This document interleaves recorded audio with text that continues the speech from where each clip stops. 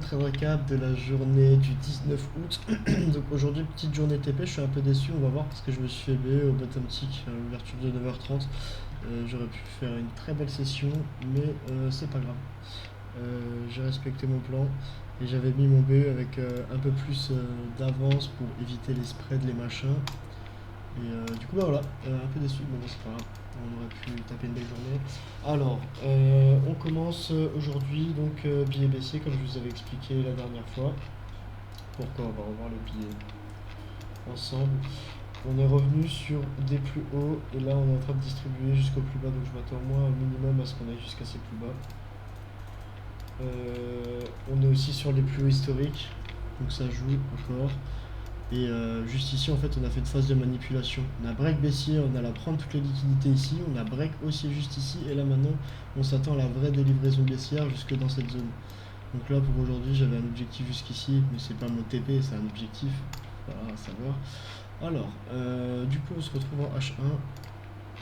H1, où on a quoi? On a l'ouverture de minuit qui est juste ici. Juste ici, donc on est au-dessus de l'ouverture de minuit. Je m'attends à ce qu'on distribue baissier aujourd'hui. On a un fair value gap encore juste ici qu'on n'avait pas comblé en H1 avant 8h30. Donc on revient juste ici, voilà. Juste ici, on vient combler le fair value gap H1. Ici, vous l'avez pas vu et c'est peut-être pas aussi intuitif vu comme ça.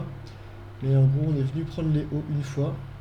Là, on a commencé à délivrer baissier. Et là, on a réouvert ici, on est revenu prendre les hauts et puis après on est venu clôturer à la baisse. Donc en fait ici on a aussi enlevé toutes les liquidités de cette zone. Donc ici on avait notre breaker qui était juste ici, notre breaker block. Ensuite là on a créé un swing low qu'on a shift en créant un fair value gap. Donc je suis rentré dans le fair value gap. Et on voit ici que le prix il est revenu bottom tick, le breaker. Et on est venu délivrer à la baisse.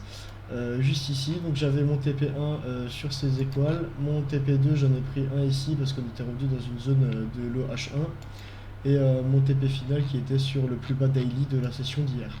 Donc voilà, sauf que du coup ici j'avais pris mes deux TP, le prix il est revenu, là vous le voyez, je me suis fait déclencher à 23 770,25 juste ici quoi. Je me suis fait bottom tick à mon BE parce que j'avais mis un peu plus.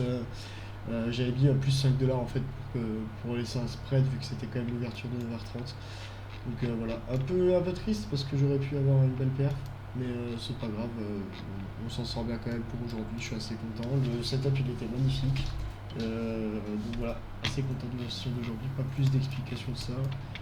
Voilà, bah, comme d'habitude, hein, on a suivi les dernières liquidités aussi qui nous restaient sur ce haut là, plus le fair value gap, etc. On a réagi dans toutes les zones parfaitement et là le prix il était vraiment parfait aujourd'hui.